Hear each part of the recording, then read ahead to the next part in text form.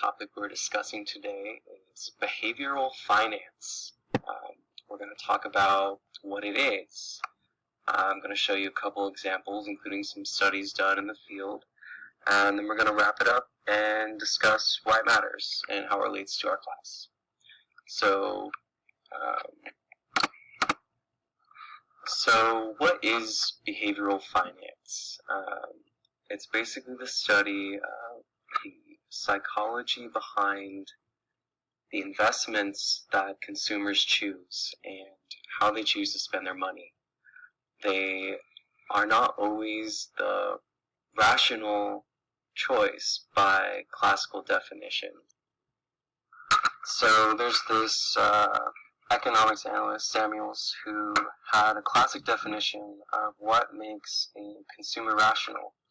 And he based this on a few parameters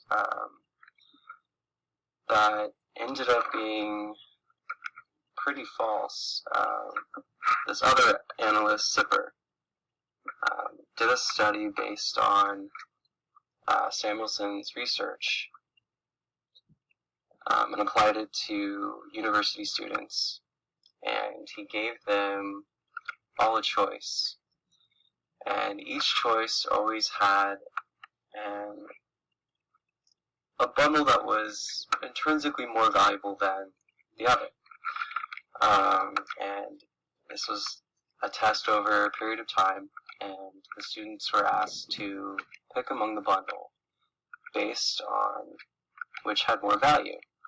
And then he ran the choices in a simulation that had Samuelson's categories for what made a rational spender to see if any of these students were rational. The end result is they found that, according to Samuelson, 11 out of the 12 participants were irrational. A machine would make the same decision each time because the intrinsic value of the bundle hasn't changed. But that's not what the study showed. And so the next one we're going to talk about is the study with the jams. I think we're familiar with the video, but do a quick refresher. Two tables, they each have jam, but one of them has a lot more jam, like a lot more jam. This makes it harder for the consumer to make a choice because, given too much information, sometimes no decision is the easier choice to make. This next study, titled Do Monetary Incentives Undermine Performance on Intrinsically Enjoyable Tasks? Study by Yale School of Management, Estevez, Sorensen, and Boyce. Basically, they are trying to figure out if offering a money incentive for something that was already fun, if they take that incentive away, does one receive the same amount of enjoyment? And so they had to do the study. Subjects played a game that they rated as fairly enjoyable, but some of the subjects were offered a monetary incentive based on how well they solved the puzzles in the game.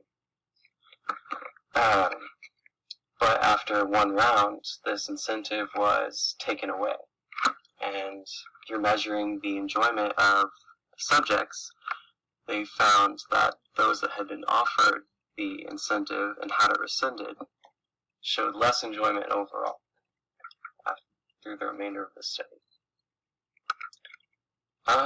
Okay, so how does this relate to what we've been talking about? I think it's important to remember that we can't always make the rational choice in investing. There's psychological factors like the burden of choice, cognitive dissonance, not always desiring what's more objectively valuable in an investment. But the important thing to remember is when investing, be conscious of some of these biases that we have, so you can make smart investments in the future.